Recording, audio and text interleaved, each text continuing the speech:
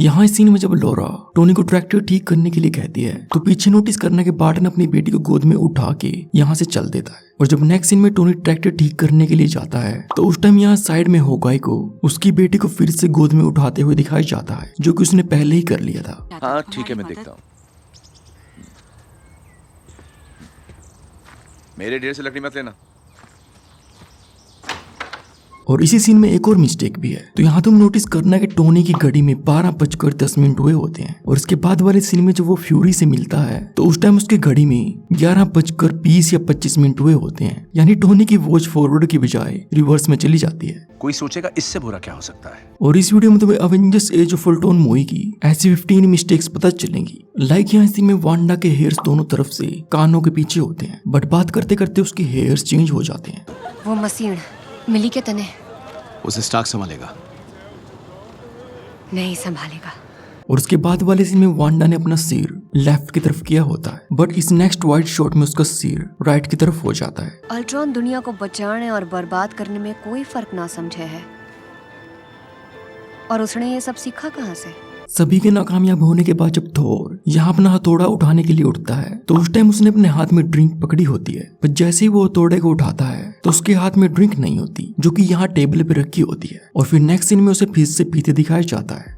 हाँ, वाह, तुम्हारी सोच बड़ी दिलचस्प है, पर सच्चाई कुछ और है।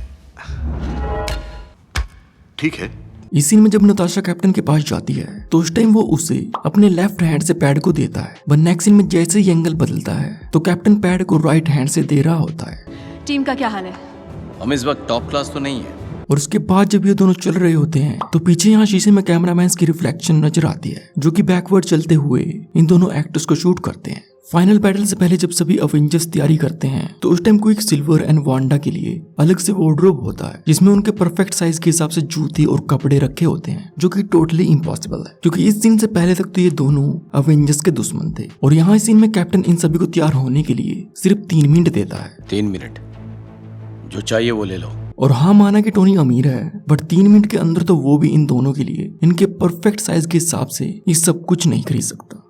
सारा काम मैं करता हूँ, फोटो इनका छपता है, बिल मुझ पे फटता है। और इस फाइनल फाइट से पहले सभी अवेंजर्स साथ में होते हैं, जिनमें विजन भी होता है। बट जैसे ही अल्ट्रॉन ड्रोन्स अवेंजर्स पे अटैक करते हैं तो इस अपर शॉट में विजन यहाँ से गायब ही हो जाता है, यहाँ पे होता ही नहीं।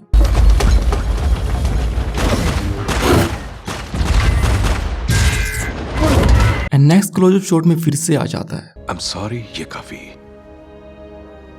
अजीब था। एंड फाइनल बैटल के एंड होते होते स्कोविया 18 से 20,000 फीट की ऊंचाई पे चला जाता है। ऊंचाई 18,000 है और बढ़ती जा रही है। और इतनी ऊंचाई पे टेम्परेचर माइनस यानी 0 डिग्री सेल्सियस से भी नीचे चला जाता है, जहाँ पे ऑक्सीजन की कमी होती है और ठंड भी बढ़ जाती है। बट इसके बावजूद भी सभी मेन कैरेक्टर्स, यहाँ तक कि साइड कैरेक्टर्स भी बिल्कुल नॉर्मल बिहेव करते हैं। किसी को भी ठंड नहीं लगती, किसी को भी ब्रीथिंग प्रॉब्लम्स नहीं होती, मानो कि जैसे ये सभी नीचे जमीन पे हो। किसी को पता तक नहीं चलेगा, किसी को नहीं।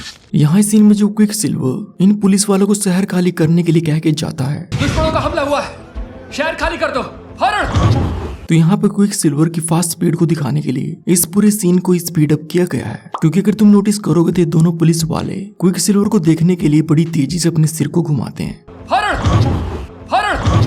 जो कि ऐसा नहीं होना चाहिए था। और गोलियां लगने के बाद जो क्विक सिल्वर नीचे गिरता है तो उस टाइम उसके सभी वुंड्स के आसपास काफी ब्लड होता है, बट जैसे ही उसे नीचे क्लोजअप शॉट में दिखाते हैं तो यहाँ पे ब्लड पहले के मुकाबले बिल्कुल ही गायब हो जाता है। क्या हुआ छोरे, दिखाई ना दिया? यहाँ ट्रक के सामने हुए लटके कैप्टन पे जब ये रोबोट अटैक करता है तो उससे बचने के लिए जैसे कैप्टन घूमता है तो उसकी छाती पे एक हार्नेस लगी होती है, जिसे स्टंट्स में यूज किया जाता है। हाथ धो के पीछे पड़ गया मेरे। और यहाँ जब नताशा बैनर के पास से जाती है तो उस टाइम ये ग्लास और बॉटल एक दूसरे से दूर दूर होते हैं, बट इसके बाद जब बैनर कैप्टन से बात करने लगता है तो ये ग्लास और बॉटल पहले के मुकाबले पास पास आ जाते हैं। इस सीन में जब वांडा फाइनली फाइट करने के लिए बाहर आती है तो उस टाइम ये फोन बूथ उसके राइट में उससे काफी दूर होता है और वो यहाँ सारी फाइट इस डोर के सामने खड़े होकर करती है। बट इसी कंटिन्यू शॉट में जब होकाई उसकी तरफ नोट करता है तो उसके बाद वांडा फोन बूथ के पास खड़ी होती है। और फिर नेक्स्ट शॉट में इन दोनों को इसी दरवाजे के सामने से जाते दिखाया जाता है। अरे क्या हो गया छोरे, दिखाई ना दिया? और ऐसी Avengers infinity war and Avengers end game की मिस्टेक्स जानने के लिए तुम मेरी इन वीडियोस को देख सकते हो।